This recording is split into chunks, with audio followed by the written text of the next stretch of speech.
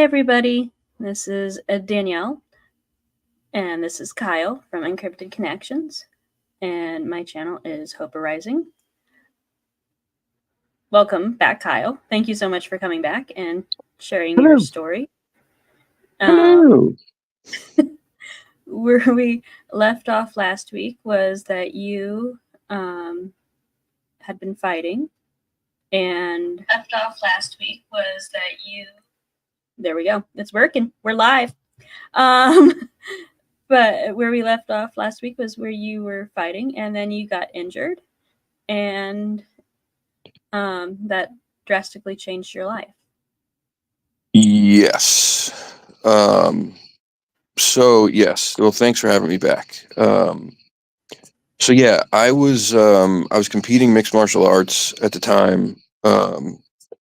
Something that I loved. I'd always been a fan of boxing since I was a kid and combat sports. And when I tried it, I fell in love with it. I was good at it. And so I had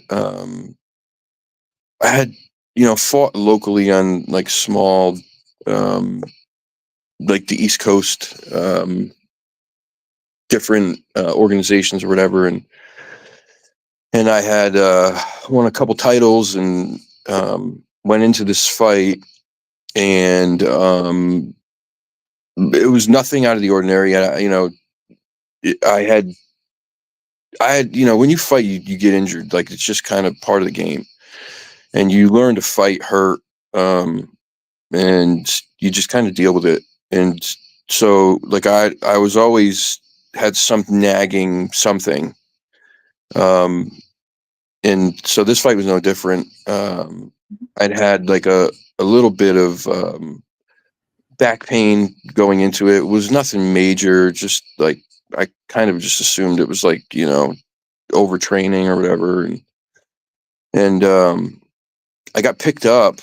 For anybody who knows wrestling, a guy went for what they call double leg takedown, where the guy shoots in, grabs both of your legs, and then tries to take you to the ground. But he went in, grabbed both of my legs, put me on his shoulder, and then instead of just like pushing me to the ground, lifted me up and slammed me. And when he slammed me, I landed sitting up, essentially. And what it did was it like compressed. I just got to stand up and move for a second because someone's coming in and going to walk right by, and I don't want to get in the way. So it basically compressed my my spine and the vertebrae, and it gave me like what they call stinger. Essentially, you lose feeling in your legs, and that led to me getting beat on and losing that fight because I couldn't move. And afterwards, I had pain and was having trouble like sleeping or whatever, and doing kind of normal stuff, and went to the doctor, and the doctor did MRIs and all that stuff, and was like, all right, well, here's the deal. You got this injury to your back, and you're going to have some serious pain, and you're going to need some physical therapy. You're going to need this, you're going to need that, and here's some pain meds because you're going to need them. And I don't think I had ever taken pain medicine in my life at that point. Maybe when I had my wisdom teeth out when I was like a teenager, I think I might have taken like 1 or 2 Percocets or something. But so they gave me these pain pills, and I, for the first few days, didn't take any, but I wasn't sleeping, and I was in a lot of pain. And by like the 3rd or 4th day of no sleep, I remember exactly like how it all happened. I was sitting in a lazy boy, was kind of half leaned back, I was watching TV, and I took two, and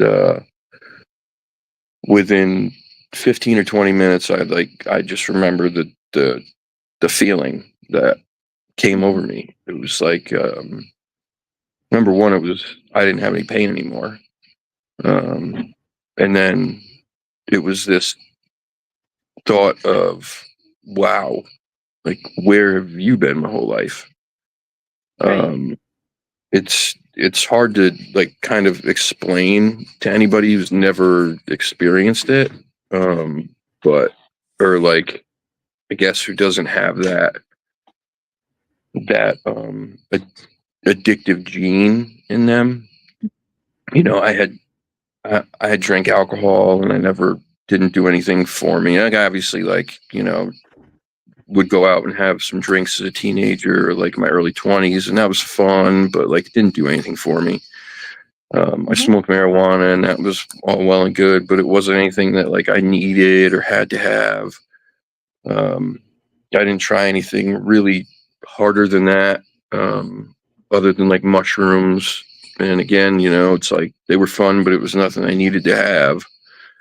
Mhm. But I remember that feeling when that initial rush came over me, and it was like, uh, this is the thing that's been missing from my life, like forever. I think it was like the first time that I felt, oh my God, hold on a second. Hold on. The lights just went out in Georgia. Well, welcome, Fresh. Thanks for joining us.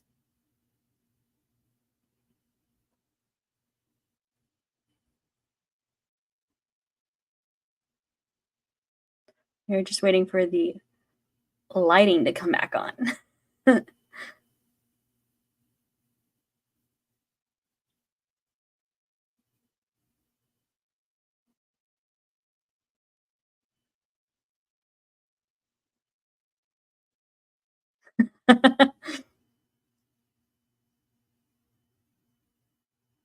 Sorry. Um, so, what was I saying? So yeah, It was so like, yeah, the only way is just like the best way I can describe it, and this is the best way I've ever heard it described to me. It was like the sun rising in my soul. Like, I just felt whole. For the first time in my life, I felt whole. I felt like, number one, my physical pain's gone. Number two, any like of those feelings of like never fitting in, kind of always feeling like no matter what, even though like I was, popular or athletic or this or that, like I always felt like I was just kind of different, right? Like I never felt like I quite like fit in. And I looked at everybody around me my whole life and was like, I wonder how they feel, because I'm pretty sure they don't feel like I feel. You know what I mean? mhm, And so, like, for the first time, I felt like none of that mattered. Like, I just felt like I was good. All of my worries and anxiety had just drifted away, and I remember leaning back in that chair after days of not sleeping, after being super depressed that like I was probably not going to fight anymore, because I was at that point, like, I had gotten some really good opportunities and thought that there was a chance that like I could maybe do this full time, like as a career. mhm, That was the way things were going. And all that was like kind of stripped away in that moment. And so like all that depression, all that stuff went away, and all the worry about like, I can't work right now because I'm hurt, and like what am I going to do, and where's my life going after this, and blah blah blah. This is gone.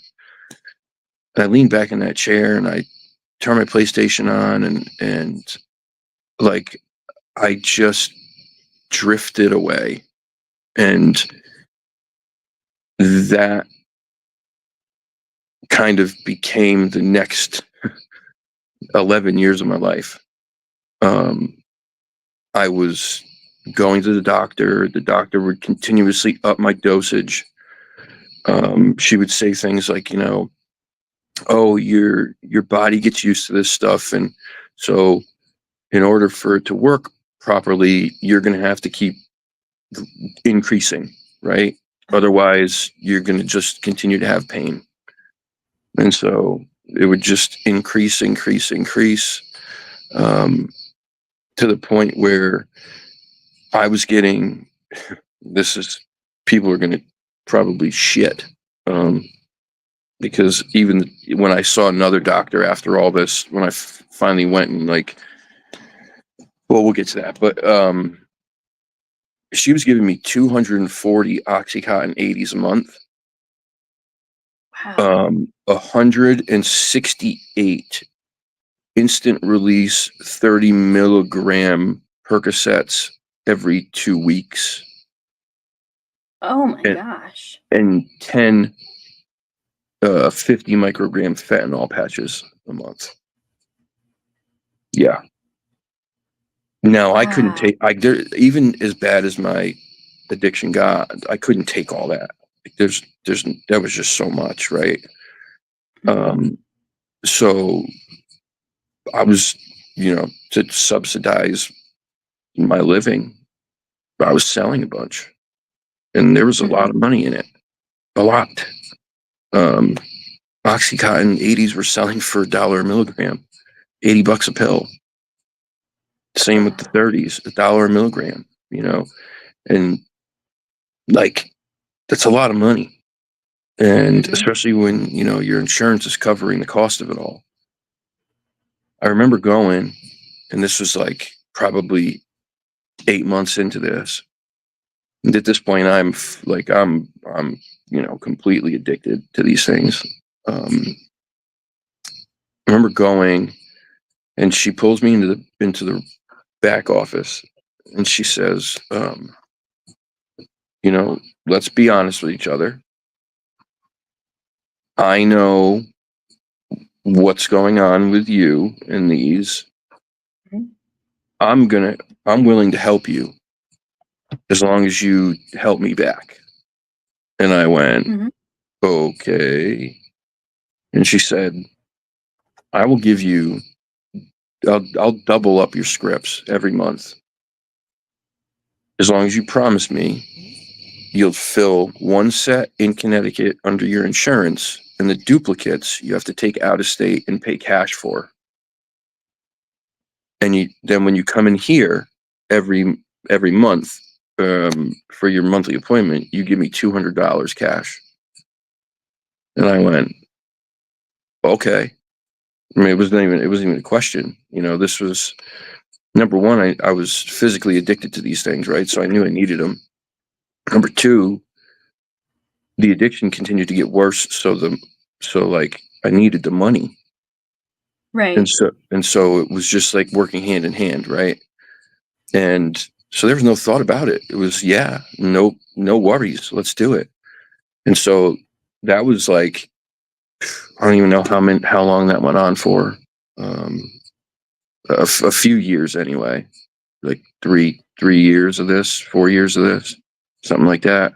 So she And gave you 2 scripts basically, and she was doubling up. So you she was giving me literally the 240 80s, the 168 30s every 2 weeks, and then the fentanyl patches. Then she would give me the same scripts.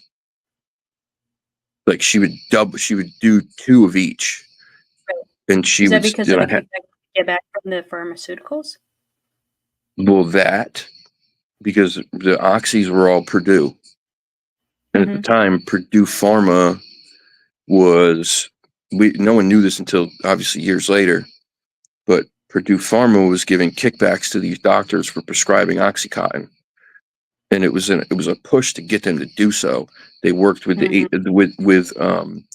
the FDA and the ATF, so that they didn't have to put on the bottles that these things were addictive.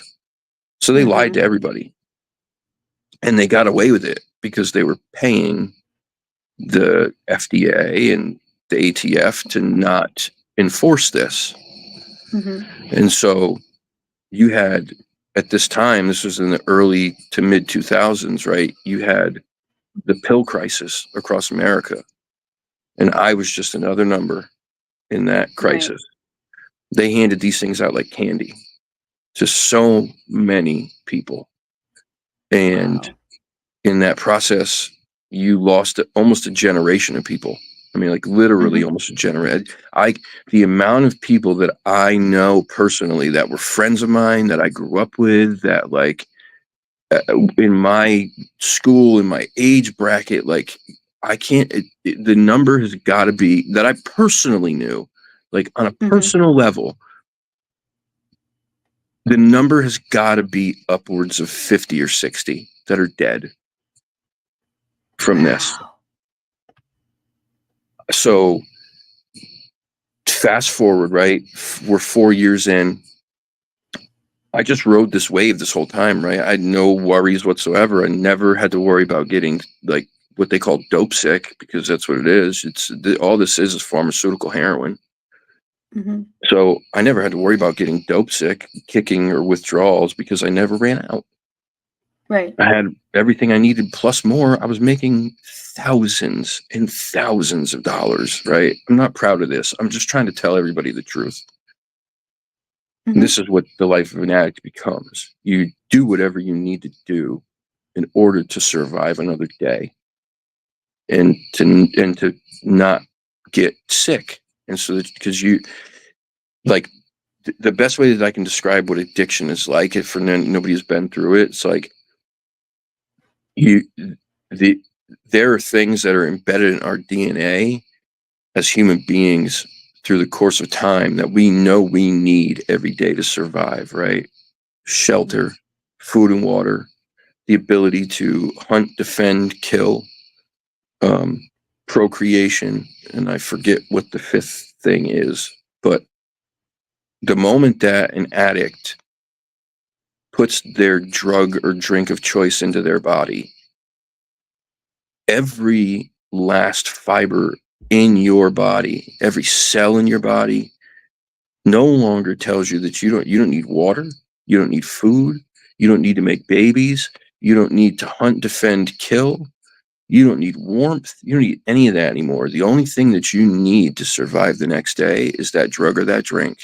So imagine how powerful that is, right? Mm. That is literally what it's like. Right. So I didn't have to worry about any of that because I had everything I needed plus more. One day I go to the pharmacy like I always did. It was always the same pharmacy, the same times. Picked up my scripts like I think it was 2 days before. I go to the pharmacy, same pharmacist. I gave her the script. She said, "Are you going to wait?" I said, "Yeah, I'll be back in 15." She's like, "Okay, honey." And she had talked to me like a couple times. And she was like, "Are you Mm-hmm. sure? Like, you're okay? This is a lot of pills, right?" And Right. I tell her, "No, I'm fine. I'm fine. It's okay. The doctor's watching, blah, blah, blah." And she's like, I'm worried about you. And I'm like, "No, I'm good. Don't worry. I'm fine." I knew I wasn't, but you're not going to tell Right. anybody that. So I leave. I come back. She pulls me to the side. She's like, "Come here." And she's like, "I can't feel it." And so I didn't panic because at the time, this was during the time of like the opioid crisis, right? So Right. it was nothing for them to be out of them. Like they would have shortages. So Mm-hmm. sometimes they couldn't fill it or they could only fill a partial. Like they'd give me 40 of them and they'd say, "You got to come back in 2 days and get the rest." And I would have to go back to her, get a script for the remainder, and then go back and get the rest. Right. Or they couldn't fill the oxys at all, but they could fill the Percocets. This was nothing out of the norm at that point. So I didn't panic.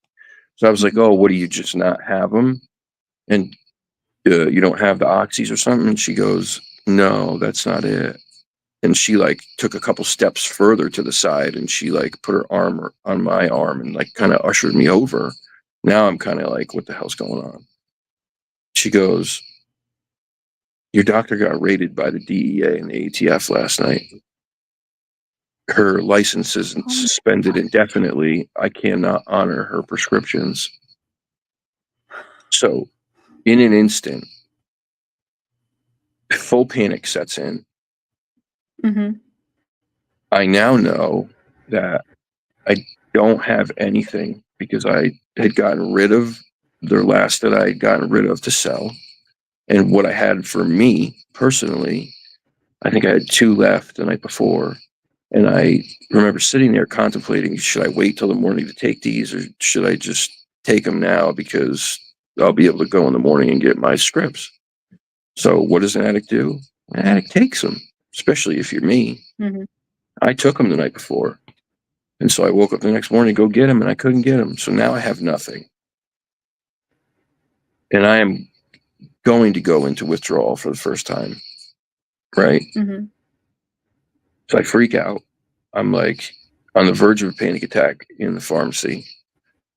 She's like trying to calm me down. And I said, what do I do? She goes, I don't know. You need to get a hold of another doctor in the area because you cannot just detox like this. You're going to have a very, very hard time. Mm-hmm. And she's like, and I worry that it's going to be too much for you. And so I go home and I start calling doctors and trying to explain the situation. Nobody wants to touch me with a 10-foot pole. They're all like, nope, nope, nope, nope. So I don't know what to do. I started calling around to people that I was getting rid of these things to and Mm-hmm. asking them, do they know like where to get them? And so I didn't hear back from anybody for quite a while that day. I ended up getting sick with withdrawals for the first time in my life. And Mm-hmm. I can tell you right now, there's nothing like it. There's just nothing that is more nightmarish. I've heard people say like, oh, it's like the flu times 100. No, it's worse than that. It's so impossible to quantify the level of suffering that opioid withdrawals are. You are sick like the flu. You're vomiting. You have diarrhea. Your stomach hurts. Your bones hurt. You're having anxiety attacks the whole day. Like it's just like one long anxiety attack. Every minute feels like an hour. Every hour feels like a day. Every day feels like a month. Mm-hmm. You're sweating. You're cold. You yawn constantly. Your eyes water. You sneeze all the time. You have restless leg syndrome, but it's not just your legs, it's your whole body. You feel like you can't get comfortable. You feel like you have to stretch, but it does nothing to like alleviate your muscles. It's this mind effing, like almost like psychotic episode that you're having. You don't sleep at all, not at all. And this can go on for weeks. And so you can understand why when people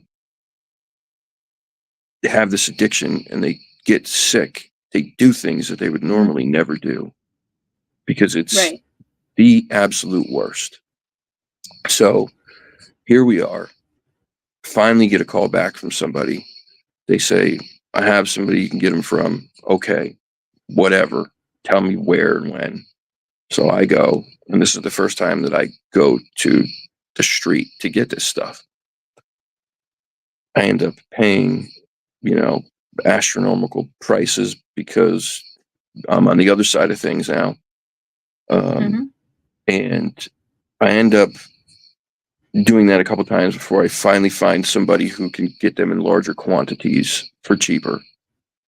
Mm-hmm. And so I end up going to this person for a while, buying as many as I can so that I could still do this, right? Like support my habit, sell half, and then still have enough for me. But Mm-hmm. the prices on these things continue to go up, up, up, up, up, up, up, up, up. My addiction to Right. them is getting worse, worse, worse, worse, worse, meaning I need more every day just to get by. And I go through all the money that I have, which at the time was a lot. Um, I maxed out cash advances on credit cards with pretty high limits. Mm-hmm. Within about 6 months, I was broke. I had nothing. Wow. I was pawning things. I was selling things. I was just desperate. Then all of a sudden, the FDA decides that they're going to change the formulation on these pills so that you can't abuse them anymore. So now I can't even take an oxy and get well because it's only giving me like 1 milligram every like hour. That's not enough. Mm-hmm. So what do I do now? Well, the only thing you can do at that point, if you're not, if and you got to remember, like, this is a very hard thing to admit, like, to anybody. Look, I have a problem with drugs, right? I never wanted to Yes. become my father. I always swore I would never become him. And I was him. And I was ashamed and Mm-hmm. I was scared. But at the same time, as crazy as it sounds, I loved the drugs. Like, Right. you don't do it because they suck. You do it because it feels good. Right. And so it's this like dichotomy of like, you hate it, you love it. When you have it, it's good. When you don't, it's just the worst cycle of abuse you've ever been through in your life. And that's what it's like. It's like an abusive relationship. It's like this beautiful girl who's telling you all these wonderful things to get you to come back, and you go back because she's hot and she's tempting and she can make you feel good for a few minutes. And then once that's over, she's abusing the shit out of you and you feel like shit. And that's exactly what it's like. So now I have no choice. I can't get these things. I have to get well. The only option left is heroin. It's cheaper, much cheaper. Mm. It's much stronger. So maybe this is a better option, right? And in your mind, you're going, I'll never shoot this stuff. I'm not that guy, right? You're justifying. You're like, I'll just sniff it or smoke it because then it's not that bad. And you do that for a little while until you realize, like, again, it's you, you and I'm not a dumb guy. So I'm looking at this stuff scientifically. I'm going, wait a minute, sniffing it, the bioavailability, which means the amount of it that gets to your brain receptors through Mm-hmm. sniffing is like 50%, right? Smoking, it's like 40. Mm-hmm. IV, it's 100%. Hmm. So I'm going to get 50% more out of this if I just Right. decide to take this next step. And you need to worry about just being well as long as you can be well. So everything else is off the table. So in that moment, I decide to go to the pharmacy and buy needles and go online and see how to do it. And I go home and I try, and the first time I try, I miss. And it hurts and it's painful and it sucks. But you can't stop there. You gotta keep going because you got this addiction that you have to feed, this monster Right. that's hungry all the time. And so you figure it out.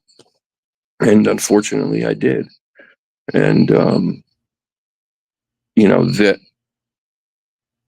this the pills are bad. Once you switch to the heroin and you switch to doing it IV, you have opened up a completely different door. I mean, like, I cannot even explain to you just how fast your addiction grows. Then I thought it was bad before. This is Pandora's box. Everything is Right. on it. Like there's nothing you won't do at this point. So I was I'd gone back to work, and I couldn't keep a job because who can keep a job when you're high all the time? I mean, but you're not reliable. If you can't get it, you're sick. You don't come into work. When you're at work, you're not worth anything because you're just like that all the time. So I was Right. getting jobs, losing jobs, getting jobs, losing jobs, losing money. Um, got evicted from an apartment. Uh, you know, ruined cars. It wasn't long before I was lying to everybody around me. Um, I was doing everything from uh, robbing dealers, um, running up in dealers' places and taking things from them, which is pretty dangerous shit. Right. Um, you know, I ended up um, homeless, like legitimately homeless. I had nowhere to live. I was living in my car, which was not insured, wasn't registered. I was driving it around like that because I had to in order to go do the things I needed to do to get by and to get my stuff. And, you just take all these risks. Like, none of it matters. The only thing that mattered every day was like, I need to get well. Um, and Right. the, the amount of people you hurt in the process, the amount of people you alienate, because people just get to a point where they're like, I can't support this. Nothing I Hmm. do or say is making you stop. Um, you're, you're lying to me or to us or whatever. Um, you're doing things that are so not who you are, and people just end up like backing up. They can't. They just they have to kind of love you from a distance because Hmm. you're just you're a mess. I mean, I'm a mess. Um, and uh, that lasted for a while, and then I end up finding this other person who I could get this stuff from way cheaper, much stronger, direct, like from him. And so that like kind of set off this next like year or two of like back to selling, and making some money from it, putting myself Hmm. in these situations that were so bad. Like I was going to Bridgeport in Connecticut. Here, it's like one of the most violent cities in the state. It's considered one of the most violent cities per capita in the country. If it was bigger, it'd be probably like up there with St. Louis and stuff. But because it's small, the numbers don't add up. But it's much smaller than a lot of these other places like New Orleans. But it's just as Hmm. violent. Um, and I'm going to these places to meet up with people to get this stuff. And I've been held at gunpoint multiple times. I've been jumped. Yeah, I had a dude try to stab me. Just all kinds of shit that you like. Somebody in their right mind would never do. Um, and you, none of it. Like I just think about it now. It's like my safety didn't matter at all. I didn't even cross my mind. Like, I could have died at any one of those times. Any one of these people that I was out there doing this shit to would have had no thoughts whatsoever of dumping me somewhere. I'm sure they wouldn't have. Right. I was from the other end of the state. At the time, I had nobody. Nobody gave a shit. I was, you know, I was literally like on the fringe of society at that point. I was a homeless junkie. Um, Mm-hmm. and so it would have been nothing for any of these people to just, you know, put a bullet in me, and then that was it. Probably wouldn't have found me, but it didn't matter. I just, that thought didn't even cross your Right. mind. Um, and so, like, you know, that becomes the next few years of my life, and finally, um, I end up getting arrested. Um, I got caught. So how many years in are we to this? How many years in? We're probably, at this point, we're probably halfway in. We're probably about 6 years in, so a little over halfway in. Okay. Like, probably about 6 Talking years about in. 2013-ish. Yep, right around there. Yep. And so, I don't know what you just said. You're breaking up a little bit, Kyle. am I? Can you hear me? Hold on. Yeah. Is that better? Yeah, that's better. A little better? Yeah. Okay, so let me try this for now. Sorry, guys. So actually, at this point, I think it's like 2011, 2012, maybe something like that. And I had gone and gotten a large amount of this stuff, and was planning on coming back and, you know, selling what I could sell and doing what I could do, and had somebody begging me to come see them all day, and I kept telling them, like, I don't have anything. You got to wait till later. You got to wait till later. Normally, what I would do is I would go home, and I would only come back out with you know, that one thing that I needed for that person. But because this guy kept bothering me, I had all of this stuff on me, and um, again, I didn't have a home. I was kind of bouncing around, like hotels, other people's places, like, so I just decided I was going to meet this guy while I was out.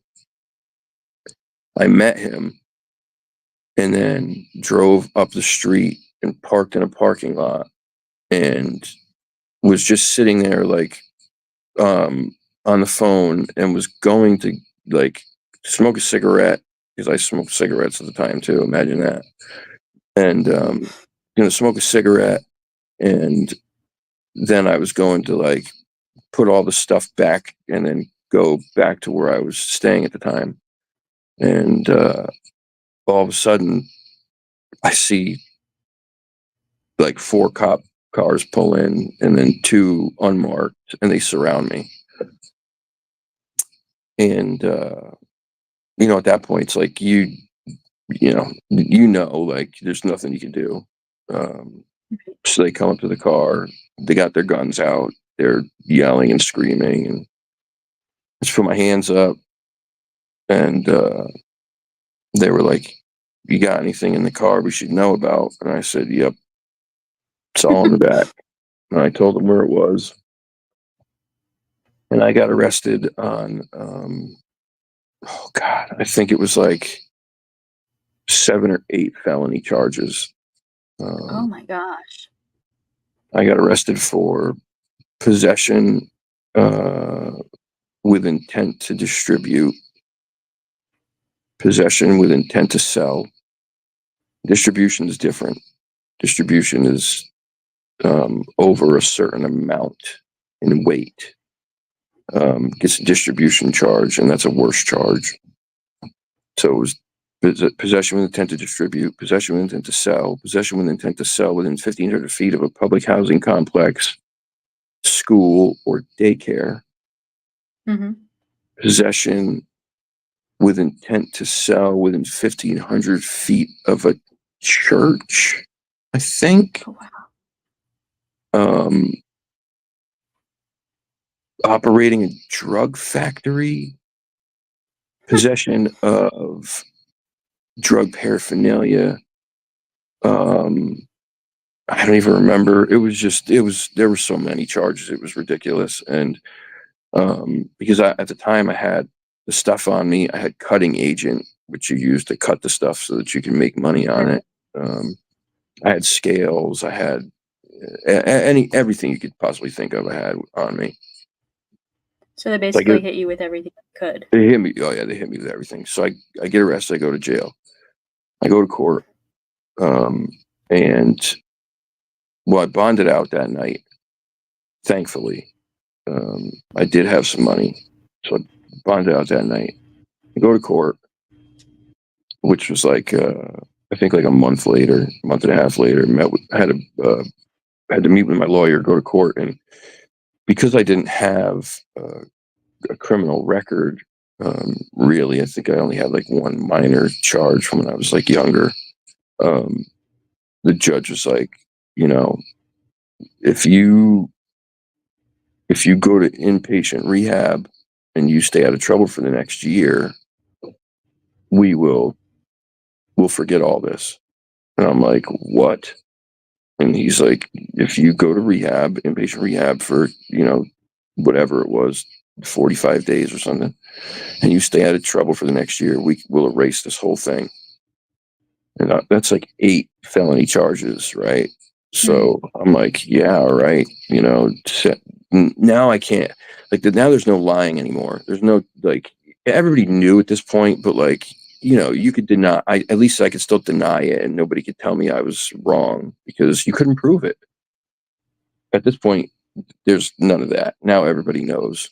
Right. So I go to rehab for the first time. And it was just like terrible program where there was drugs at the program and like so nothing. I just got high the whole time. Nothing got better. I just probably got worse. Um, Came out. I didn't have probation or anything. I just needed to complete the program, which I did, and then stay off of the police radar for a year, which I did. And Mm-hmm. so I got away with something again, right? Didn't learn shit. And I continue to do the same thing. Um, Meanwhile, I have probably at this point seen 10 to 15 people that I knew personally die because now it wasn't just heroin. They were introducing fentanyl into this stuff at that point. Mm-hmm. And fentanyl is, I think it's 100 times more potent than morphine, something like that. Right. And so, like a grain of that stuff can kill somebody, like literally a salt grain. So anyway, Right. um, I continue this run now for another like couple years. Get arrested again, and this time it's a much more severe, and different, and I finally end up going. I think I went. I think what happened. I think I went 2 more times to rehab. Yeah, I went 2 more times to rehab, both to the same place, both times for like 4 months each. And Okay. the first time I went, I was good. I came out, I was clean, I was doing everything the right way, and then like just kind of had a small slip, and then decided, all right, I need to just pick myself up quickly and go back. And so the turnaround time wasn't too long. I ended up going back pretty quickly. And then that last time I went was in 2015, December 8th. I checked myself into detox, 2015. And that was the last time that I ever went to rehab. And I've been clean since then. Wow. But it, you know, the things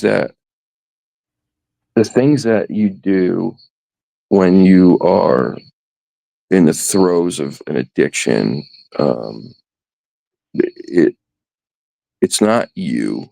It's things that I would never do if I was in my Right. right mind, right? But I couldn't help myself from doing them during that time. Like I literally couldn't. I couldn't stop Right. myself. Um, and being homeless. I mean, I'm a big guy. Like I'm 6'3". I think right now I weigh like 273 or something. Normally I'm like, if I'm heavy now, but normally I'm like around 230, 240 is my, like, that was always kind of my walking weight. Um, Mm-hmm. and I went into detox the last time and I weighed 164 pounds. Oh my gosh. Yeah. 164 pounds. Let me see if this camera works. Am I frozen or can you see me? I can see you now. I 164 pounds. I looked like, I mean, like A what Tom skeleton. Hanks looked like in Philadelphia.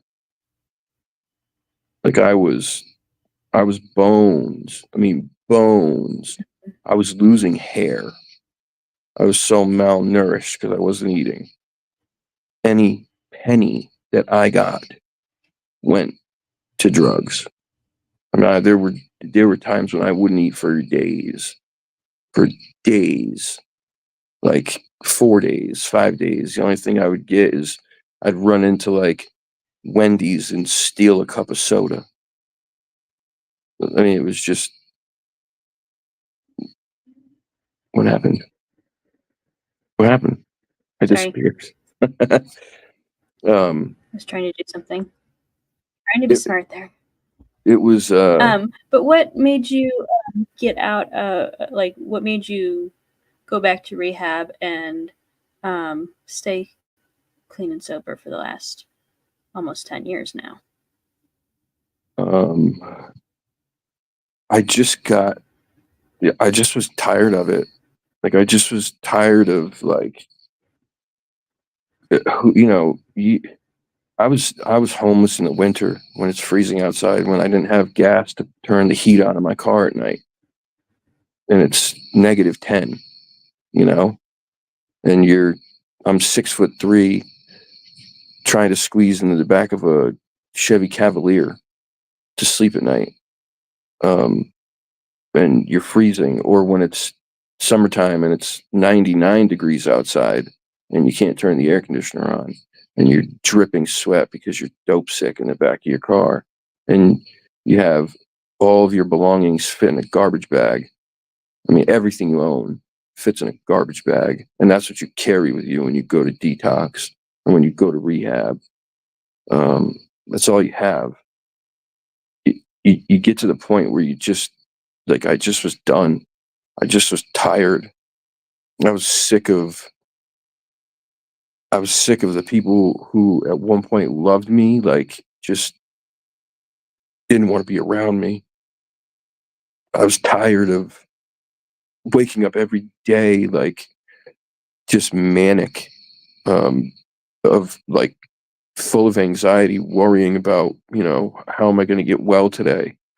Um, and knowing that it didn't matter if I put myself in positions that like were so incredibly dangerous.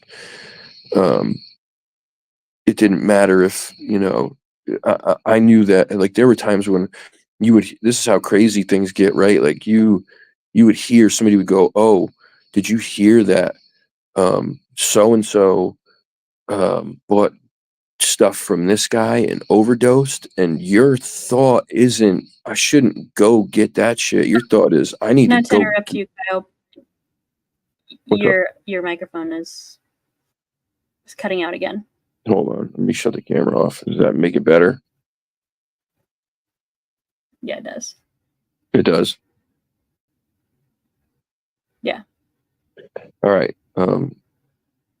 so like you hear people say like, oh, so and so got stuff from this guy the other day and they overdosed, and your thought process isn't I should stay away from that. Your thought process is I need to go get that because that stuff is strong, and that's the shit that I need to make sure that I get through the next few days.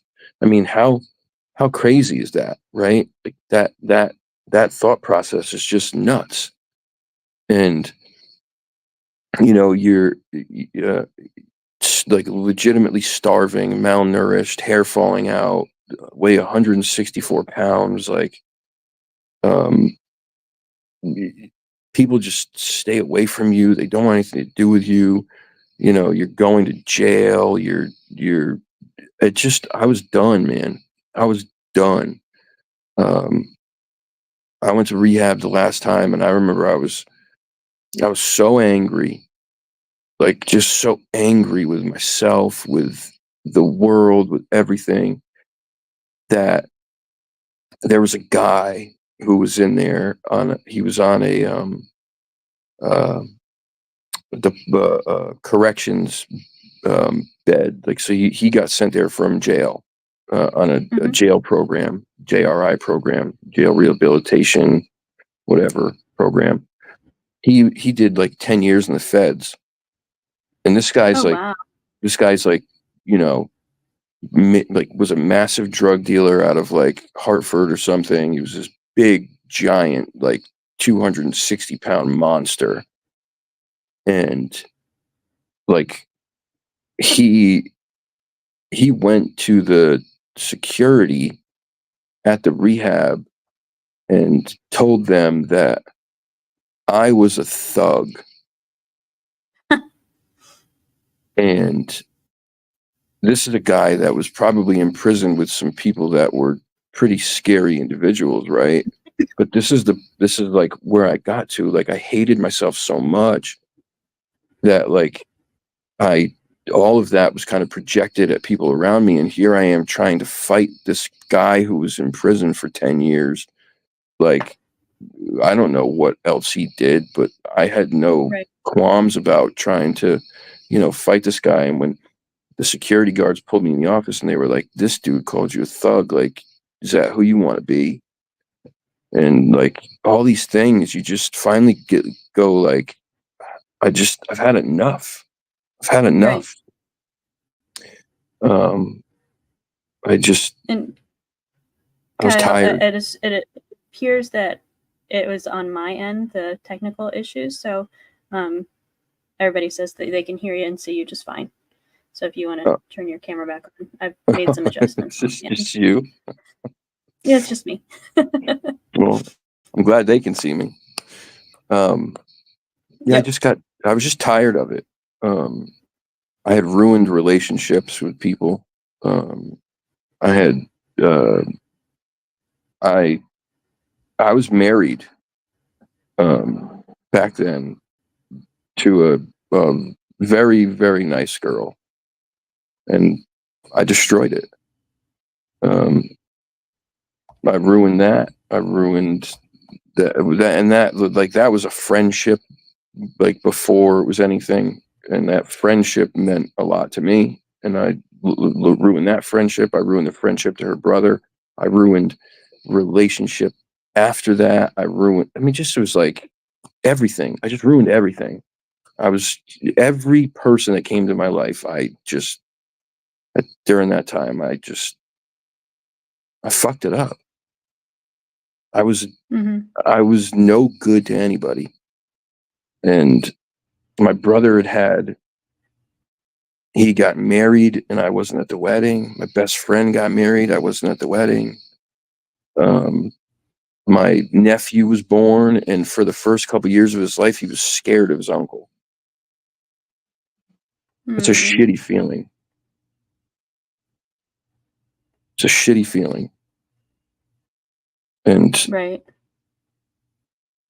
I just was done. I just didn't want to feel that way anymore. And it was an easy choice, but it was the hardest thing I've ever had to do. Like, hands down. Right. the hardest thing I've ever done in my life was getting clean. The choice is easy. It's sticking to that choice when things go shitty. And they do. They go shitty. Right. You know, there are times when it's easier, and then there are times when it's even this far removed. Like, yeah, it gets easier. You learn after time that like your separation from it gets further and further, but it's always there. That, you know, they call it that monkey on your back, right? It's in the parking lot doing push-ups, getting stronger for the day that you're weak enough that it can just jump back on and take you down. Mm-hmm. And that's what it'll do. And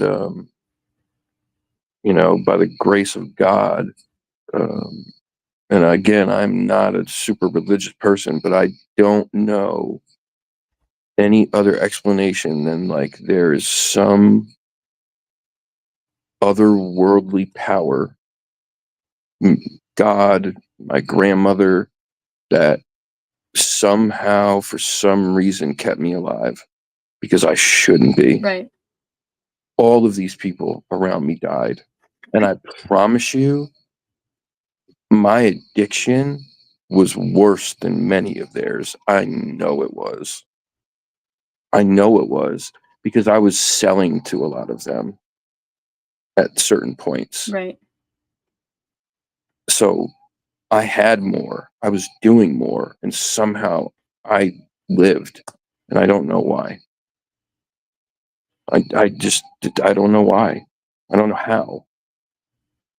I should have died 100 times.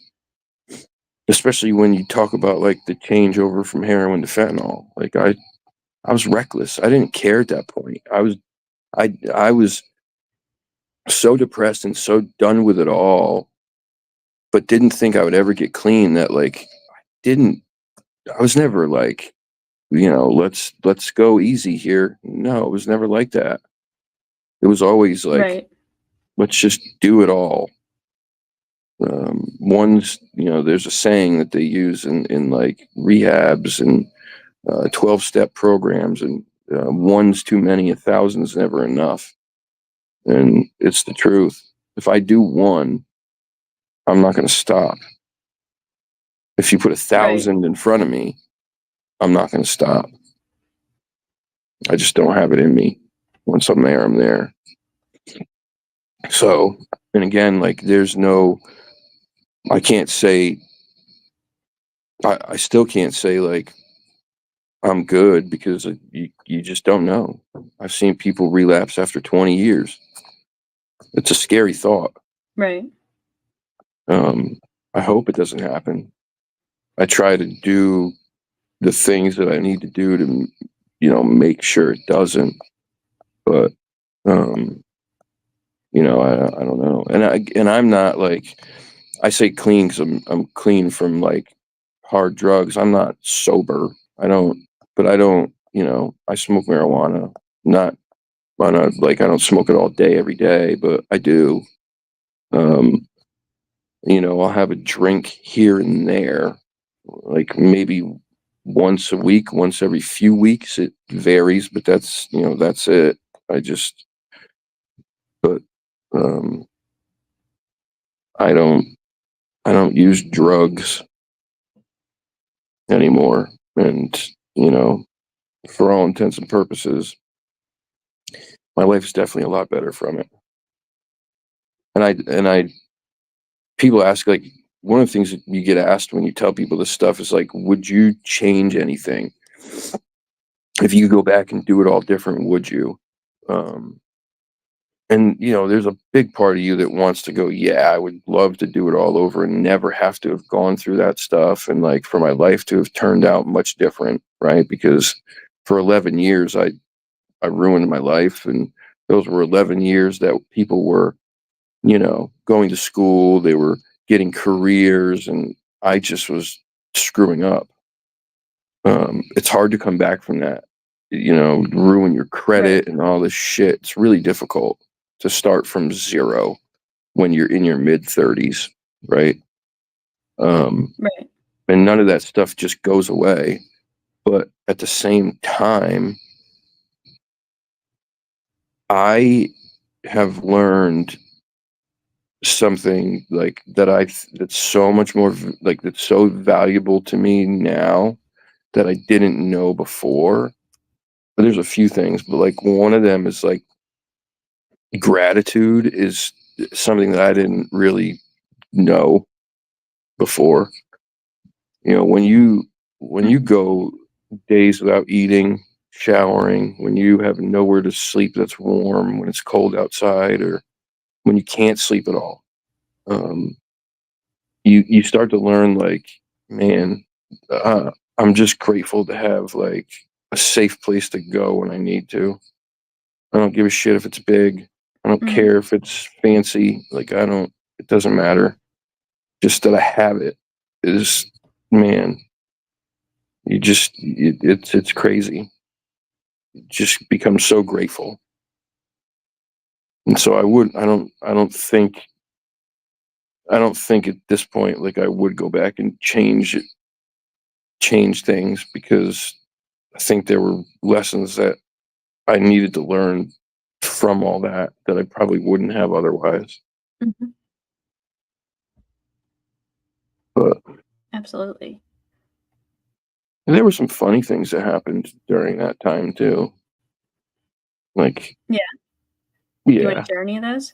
there's some funny stories about like the time that I was this is this PG? No, no, it's not. So I was hanging out with somebody else who was doing this stuff, right? And we had gone to another person's house who, you know, we were partying with, and there was like a bunch of like there was a few people there when we got there, and then like those people left at some point, and he went off into like one of the bedrooms to go to sleep with the girl whose house it was, and I passed out in the living room on the couch, and I must have fallen asleep with a cigarette in my hand, and that cigarette in my hand must have landed down onto like where my boxer shorts were, and kind of smoldered away the front of the shorts. I woke up in the morning to whoever this girl's mother was screaming bloody murder, like, who the are you? Get the out of my house, as my whole manhood was exposed. So that was fun. That was interesting. Yeah. Oh boy. Uh, Yeah, that would have been a shock to her mom.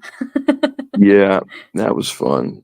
Um, you know, you do crazy stuff and you look back and some of it you have to laugh at it. I have to say, like, I had so much fun in rehab, and that sounds crazy, but one of the things that it does for you is, you know, I went to all male rehab, and there's 120 guys on this campus, and it was out in the woods. There was like a softball field, there was basketball courts, there was um, dogs that like you could take care of as part of like the program. There was an auto shop, there was a wood shop, there was a greenhouse. Um, it was just this great place. You could go fishing in the stream. Like it was beautiful. It was like 65 or 70 acres out in the woods. It was an old campground. And like I had so much fun because it was the first time that like in years I was I wasn't numb anymore. I could feel something again. And I was having fun, laughing and feeling all these emotions um, around a bunch of other guys for the first time in years. And like I'll never forget it. Like, I'll never forget that place. It's still a very special place to me because it gave me my life back, and the people there were just amazing. Oh, that's awesome. Yeah, Lebanon Pines. That place was special place, man. Special place. But here's a very sad. This is just like, I want you to understand just how um like bad this stuff was, right? So I was in detox with a guy named Joey and a guy named Jake. Mm-hmm. We all left the same day and went to Lebanon the same day. We ended up moving into the same room together. It was a 4-man room. We got there. There was one other guy in the room. So this guy's 3 roommates had just left, and he was the only one there. He had been there for like 2 weeks. So there's 4 of us in this room: me, Joey, Jake, and Costa. Costa leaves campus one night to try to go get high, which he does. Comes back. They give us drug tests randomly, so they find out he's high. He got high, and they kick him out. That's what happens. That's the rule, because they don't want other people there getting high too or dying. Sounds like a bad rule, but like, Mm-hmm. what do, right? You don't want that infecting 120 other people there. You got to keep the place safe. It's not really much of an option. So he gets kicked Right. out. 2 days later, he was dead. This other guy moves in. Wow. Listen, this other guy moves into our room. Guy named Scott. Me, Scott ends up. He was there for longer than us, so he graduates from the program. Like, I think like 3 weeks later. 2 weeks after he graduated, he was dead. Me, Joey, and Jake all leave within 2 days of each other. Jake died, I think, a month later. Joey died the day before my birthday, which was like 2 months later. So out of every single person that I was in that room with, I'm the only one who survived. Wow. Yep. The only one. Yeah. Wow, that's incredible. It's crazy. I don't know why. I don't know why, but Right. I'm here. I'm here. I'm lucky I didn't get burnt. That's funny. Yeah. But yeah, I'm just looking at some of the chat. I can actually see it tonight. Chat. Um, God Rides a Harley has a question for you. Do you find that your story helps others get clean? oh man, I don't know. It's a heavy question. It's like, I don't obviously, like, I don't ask people that. I don't know that I've even had the opportunity to ask anybody that I've shared it with. But I can say this: when I was at rehab and there were speakers that would come in and share their testimony with us, I still to this day remember like certain ones in their story and just how much it affected me sitting there listening to them share it and then say, Right. And now I'm clean and I have a life that I can live normally, and I don't have to worry every day about being sick, and I have relationships and all these things, and like, just how much that hit me. So like, I hope it does. That's the hope, that somebody hears it and goes, damn, like, if he can do it, maybe I can too. Because that was how I felt Right. when I didn't feel like I had hope at all. And then I saw somebody who reminded me of myself go, I made it out. So can you. Like, that gave me hope in that moment. And so, that's all you want, is for somebody to listen to it and go, I'm going to try. I'm going to get this. because I was the worst. Right. I was the worst. I was the worst kind of addict you ever would come across in your life. The worst.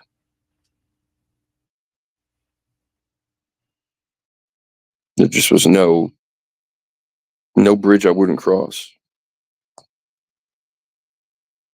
But Right. yeah. So going back crazy. to the doctor that prescribed all of the pills, was it like what was her sentence? Do you know that? She didn't even get a sentence. Do you know what happened to her? She just got her license taken away. She can't practice. She can practice medicine. She can never prescribe any narcotic medicine again. And I found out afterwards that obviously I was not the only person she was doing this with. Right. There were others. But yeah, so she just can never prescribe narcotics. But she still practices medicine. Yep. Crazy, right? That is absolutely insane. They went through this area around that time, and they wiped up a bunch of dirty doctors. She wasn't the only one. There were a bunch in this area that got like hemmed up. And then, matter of fact, 2012.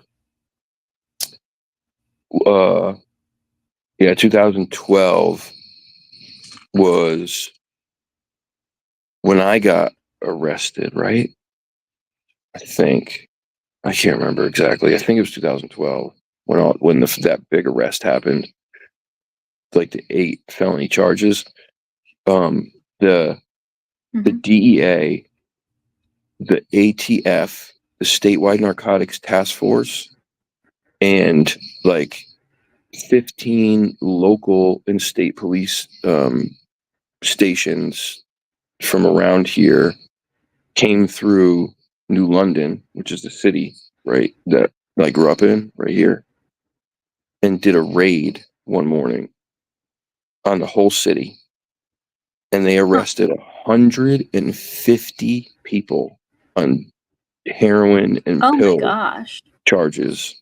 Oh, yeah. They had them in the back of U-Haul trucks.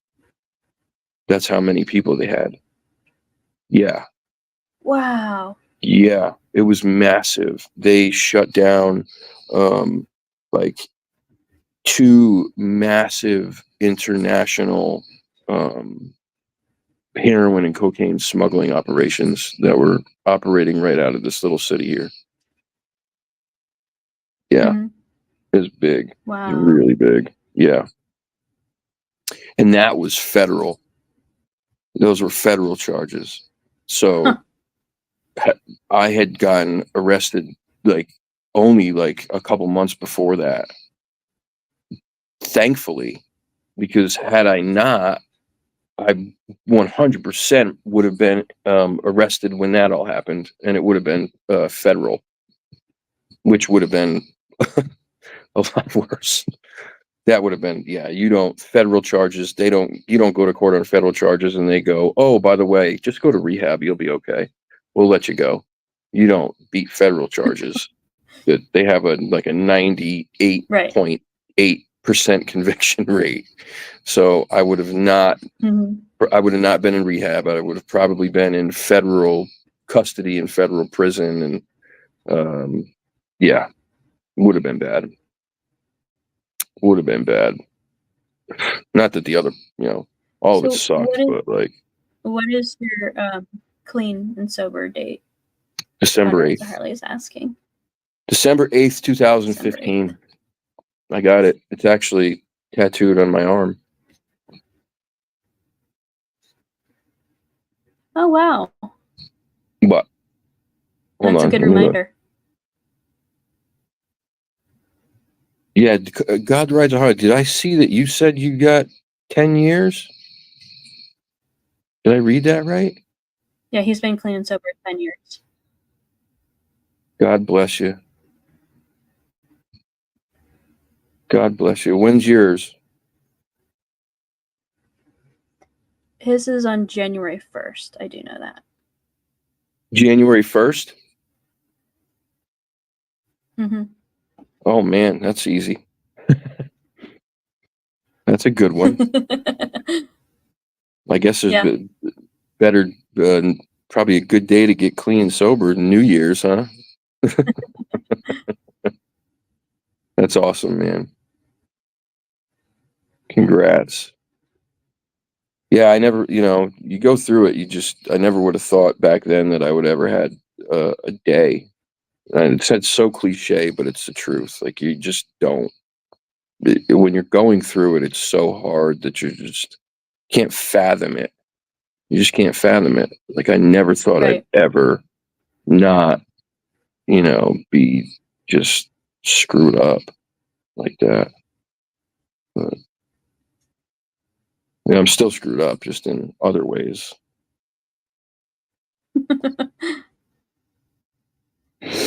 Well, what about after rehab? After you, um, Oof. got out of halfway, or I don't know if it was Yeah, called a I halfway went to. house, but after your removed and everything. Well, I left rehab. I did go to a halfway. And I went to a halfway house that was like up in a different part of the state. And it was it seemed like a good idea, but it ended up being a bad idea. The house was not properly policed, and so there were drugs in Mm-hmm. the house.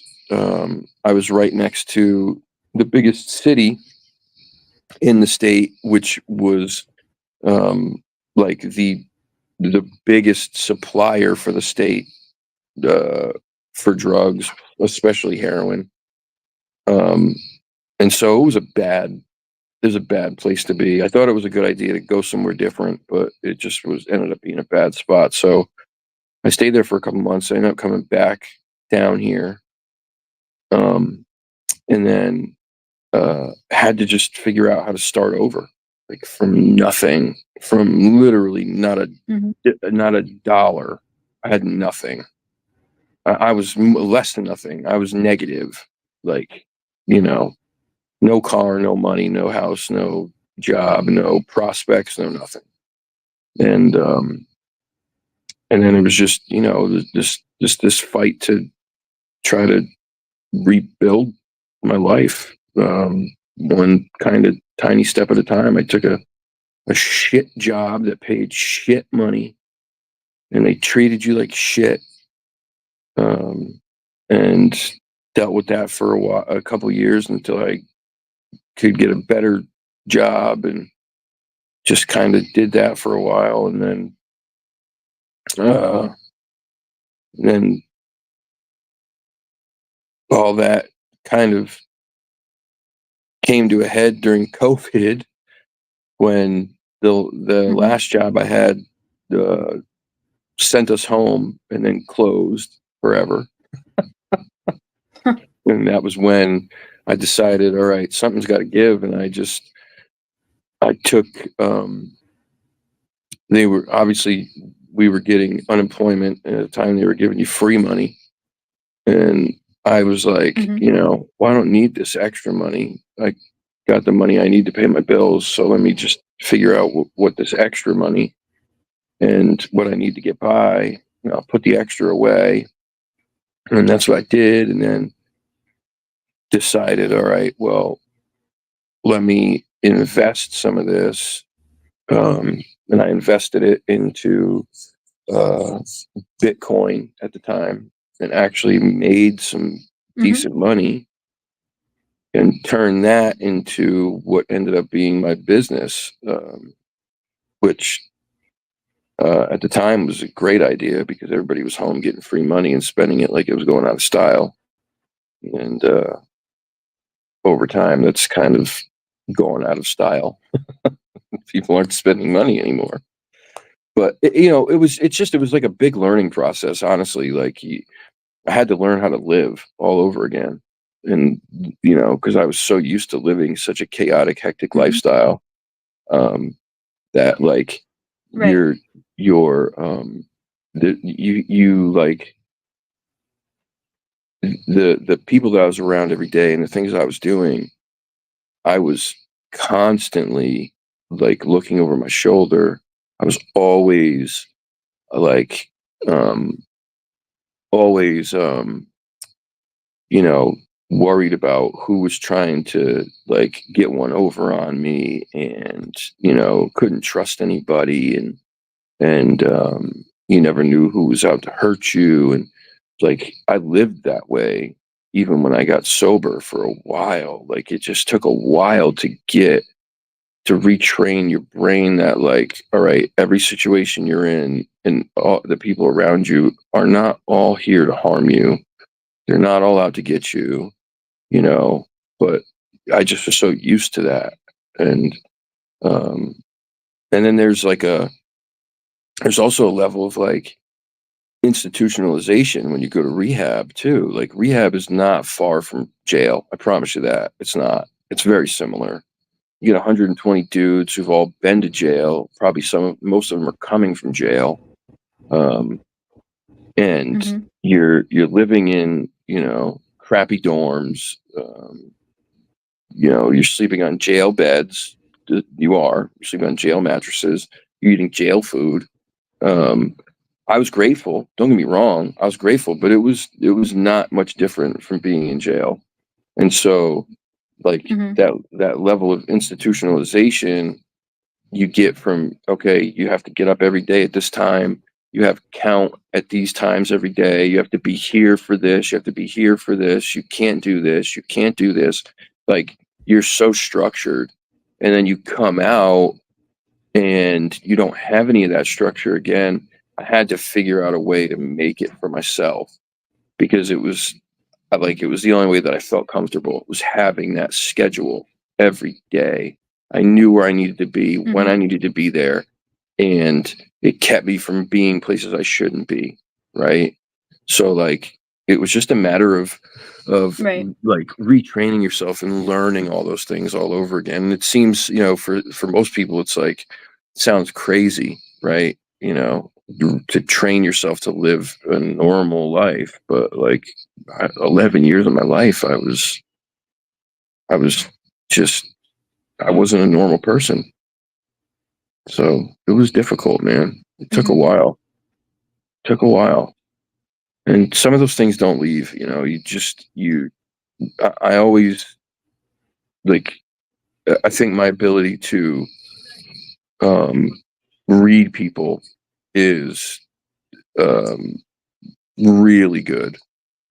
I can pick up on, when somebody's trying to pull some Mhm. bullshit from a mile away, because I was around it and I did it.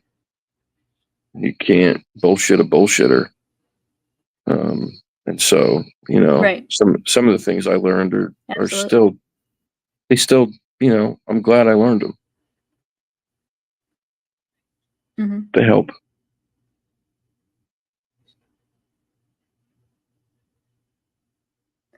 So, how did you get into being encrypted connections? Like, how did that all end up? Um, whew. Well, I, it was still it was during COVID. Obviously, like everyone's locked inside and there's not much going on. So I was doing a whole lot of TV watching. Well, mostly YouTube. Mhm. And Like the the most only of the world was? yeah, most of the world was doing that. And so like um one of the things that we would do just to get out of the house is like we would take long rides to different places like throughout the state and like the other states around us, and driving through like state forests and on these back like forest roads and stuff, and I was trying to go to places that had reports of like Bigfoot sightings or, you know, being haunted, because I was always into that stuff. And then I remember I was Mhm. sitting at home and I was watching Bigfoot Odyssey, because it was like one of my favorite channels to watch at the time. The Carrie's documentaries were like one of my favorite things and still are. And I remember he just was seemed like such a nice guy, and he had talked about camera equipment, and you know how he started with whatever he started with and blah blah blah. And I sent him an email just asking him about a certain piece of equipment, and he emailed me back Mhm. with his phone number, and he was like, give me a call, and I'll tell you about like what I use and blah blah blah. And so I called him up, and we talked, and he gave me some advice, and like that we probably talked about the camera thing for about 15 minutes, and then that conversation ended, and we probably were on the phone for another hour and a half, and it just turned into this like Oh, wow. conversation about like life and about things that like we ended up having in common, and like it was just wild. And he's like one of those things where like I felt like I knew the guy my whole life from the moment we talked on the phone. Like I just felt like I knew him forever.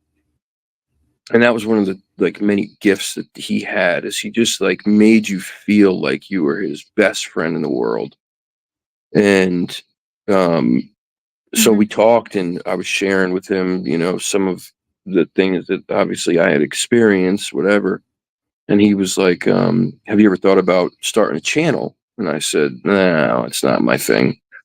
And he was like, well, he goes, not for nothing, but I think I think it might benefit you. Like I think it might help you to be able to like talk about this stuff, and like obviously you enjoy it, but it might help you to talk about it and get it out there and all that stuff, the kind of the way it did for me. And I was like, no, I'm good, man. I'm all set. I don't want anything to do with that. I heard about this YouTube mess and how toxic it can be. And he's like, no, it's not that bad. You just got to find the right people, blah, blah, blah. And he kept like trying to, he was gentle about it, but he was kind of trying to push me to do it for whatever reason. I don't know why. And so we ended up, um, like becoming friends, and like talked periodically over the course of the next few months, just about like random stuff. Sometimes it was about like a show he had, or sometimes it was about like, whatever Bigfoot topic was in the news. Sometimes it was just about like nothing that had anything to do with Bigfoot. And um, again, like just felt like this was like somebody I was friends with forever, is what it felt like.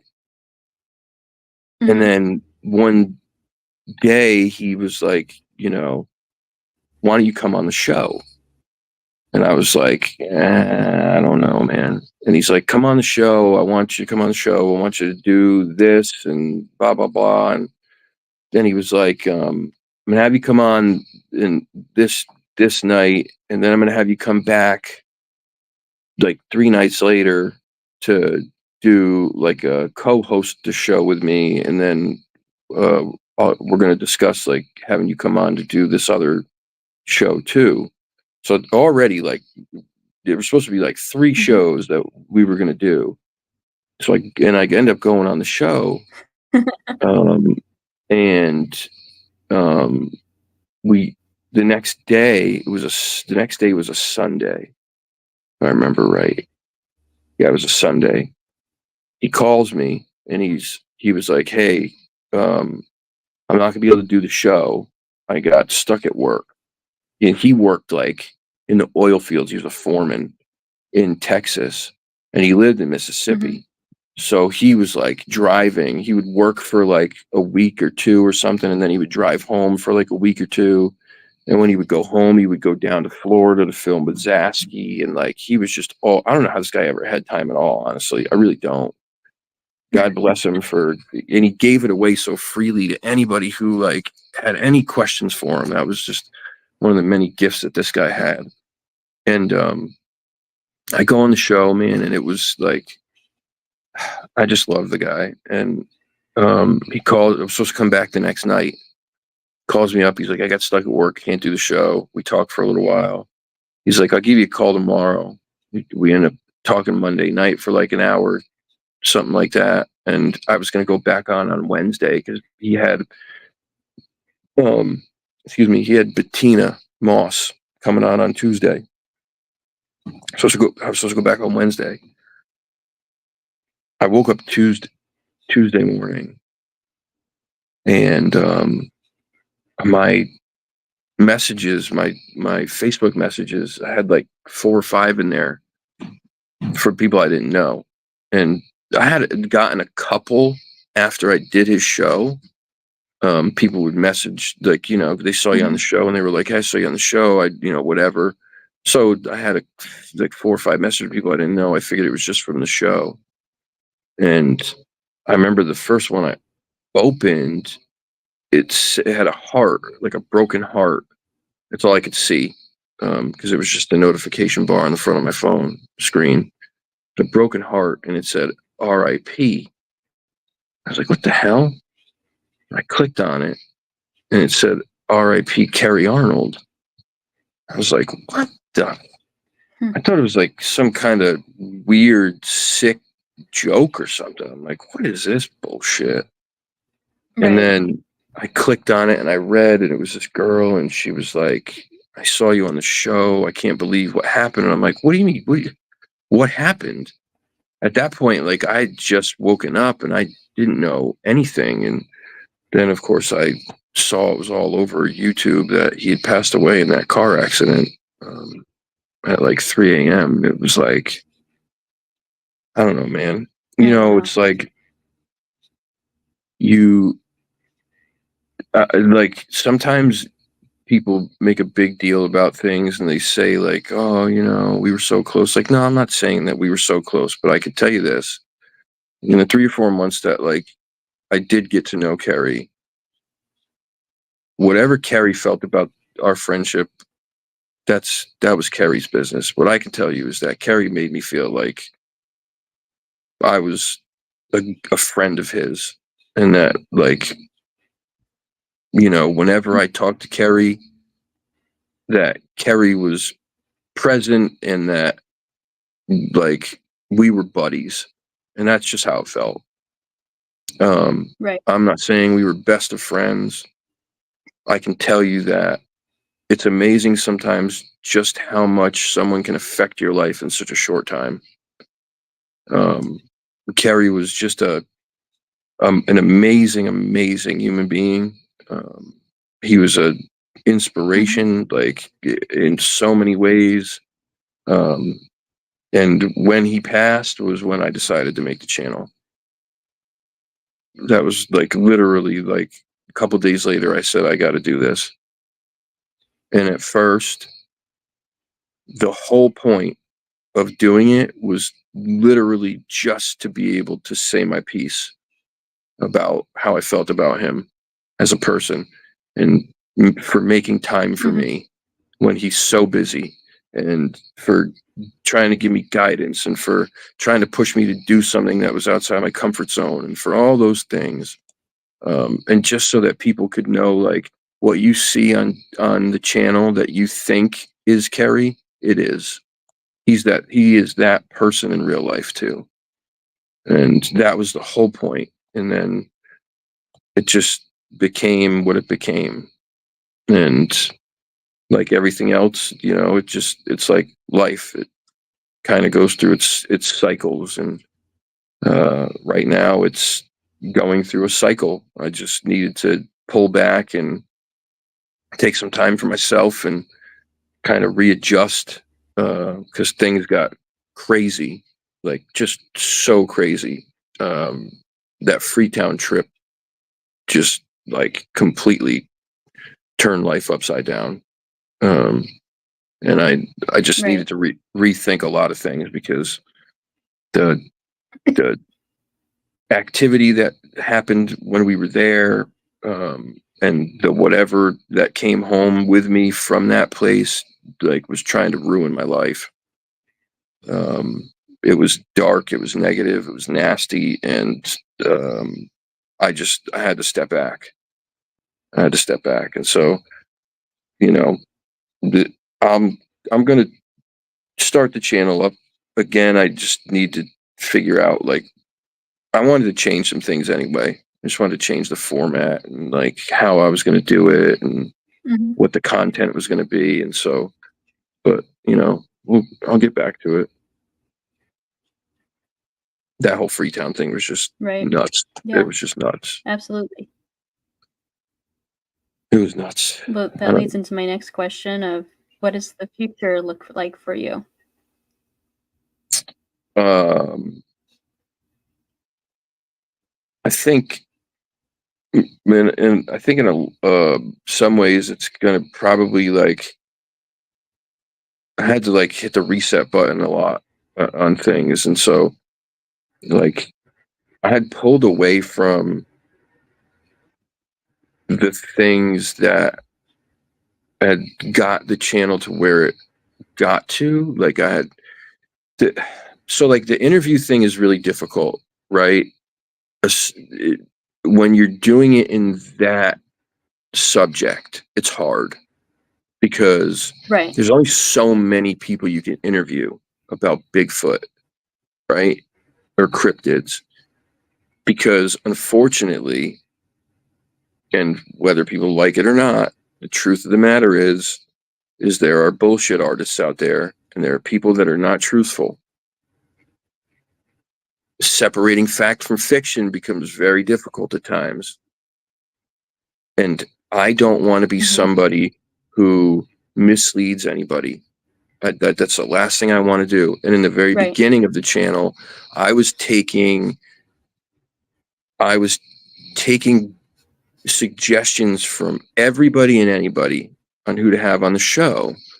And it's okay to a degree, but for me, I was finding, like, that some of the people I was having on the show that were suggestions of others, I wasn't buying into what they were selling. Mhm.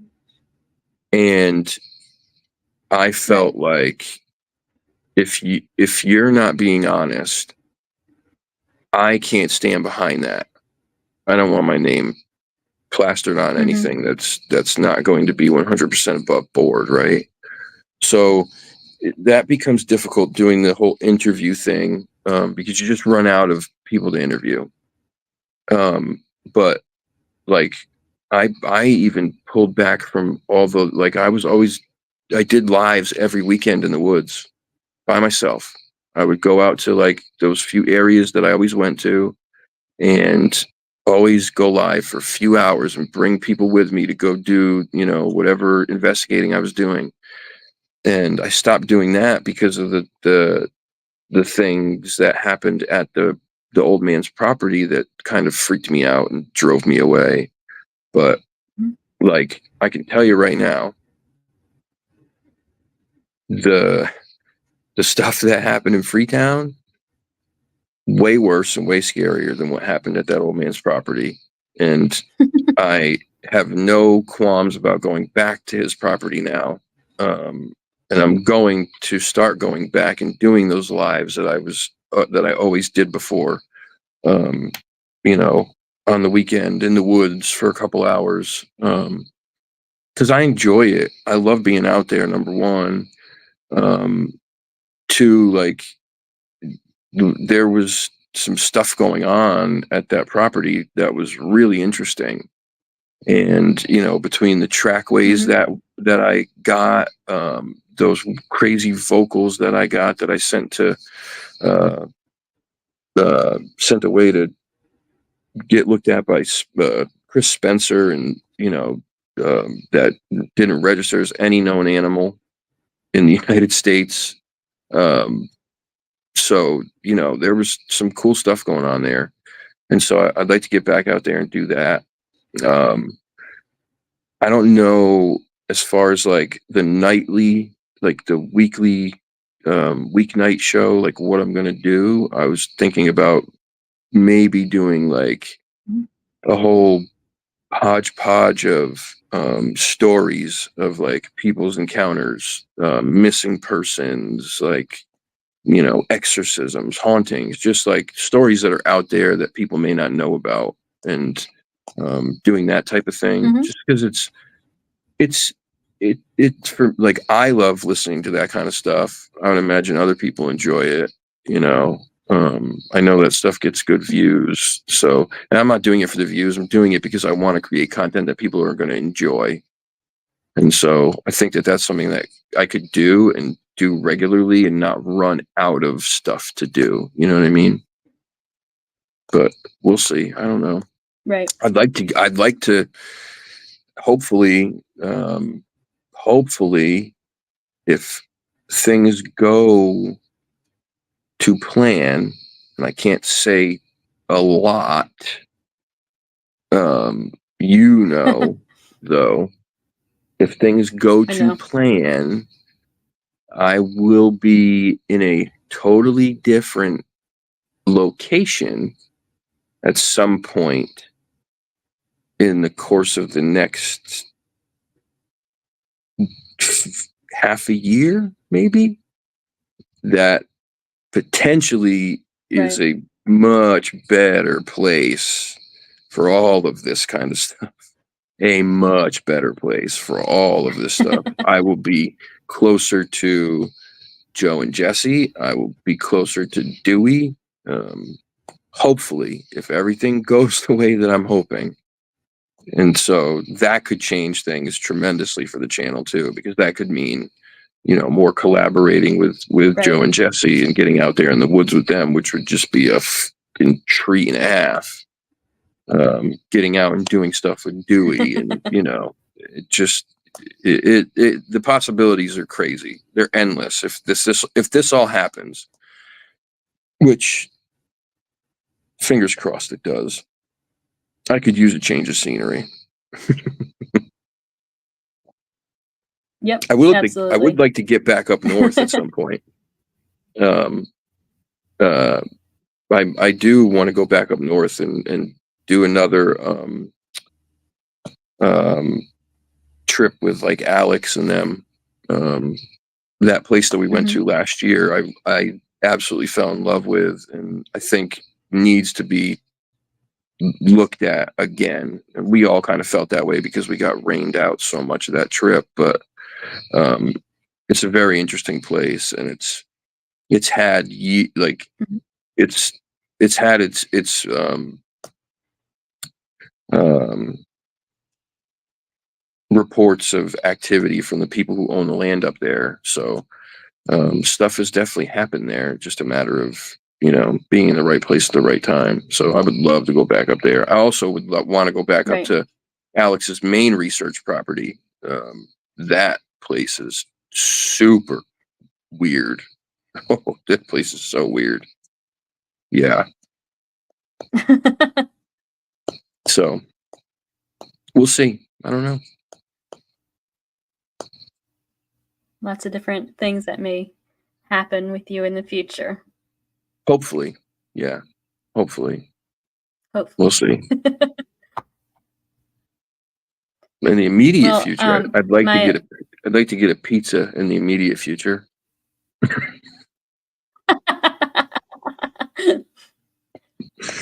with plantains, I hope. Absolutely not. Pizza with plantains. What Um, kind of, I have one last question for you, Kyle. go for it. What is your favorite conspiracy theory? Oh man, that's tough. My favorite conspiracy theory. You didn't know I was gonna ask this. No, this has caught me way off guard. Oh boy. Um, oh man, there's so many. There's so many. Um, hmm. God. To, like, how do you choose? I mean, Roswell was a weather balloon. The shooter on the grassy knoll. We didn't go to the moon. I mean, it's just so many. It's just too many to choose from. Damn, There I are don't a lot. know. Yeah, there's so many. I think Fresh has quite a few. I could probably steal some from him. I think he believes that every Masonic lodge is built on a ley line, which I'm not sure is true. That might be conspiracy theories start spreading. I always kind of lean towards the moon landing being fake. I just oh my God, you know what? The moon landing. You know what? Have you heard the one about the Challenger? I know you have, because we've discussed this about all the astronauts on the Okay. Challenger still being alive. Yeah. Yeah, I've seen a few videos of that. I think I sent that to you, actually. Yeah, That's a really interesting one. that is super interesting. I'm gonna go with that one. I like that one. Very interesting. That's a good one. That's, if you've not heard, there's a theory out there where they have images of people who have the exact same name and very similar, I guess we could say, look to the astronauts who perished on the Challenger. So the theory is out there that they all survived. Very similar. That's up for you to decide. Yeah, they are Go down that rabbit hole. very similar. These people look exactly like them. They are. Yeah, it's weird. Yeah. It's very It weird. looks like an age progression. Yeah, it's crazy, man. I sat there and spent like probably 45 minutes going over those photos and like checking bone structure. Yeah. Yeah. It's a good one. It's a good one. Yeah, that's It is a tough. good one. That's a tough question, but I'm gonna go with that one for now. It's a good one. So thank you so much for coming on, Kyle. I really appreciate you sharing your story with everybody.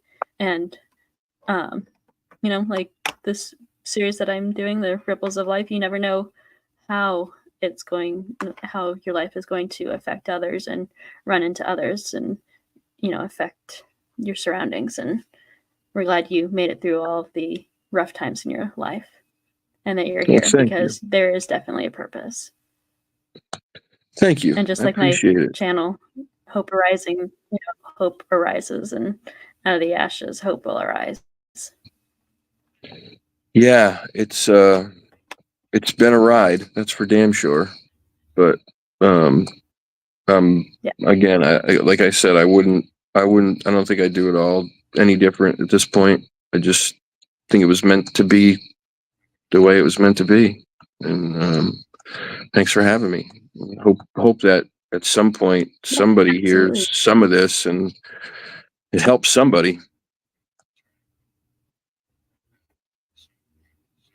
Yeah, absolutely. Thank you so much for coming on. Anytime. And thank you everybody for watching it now and in the future. Subscribe, like, everybody share. Has a great night. Yes, like, share with all your friends and enemies if you do that too. Good night, everybody. Good night, guys.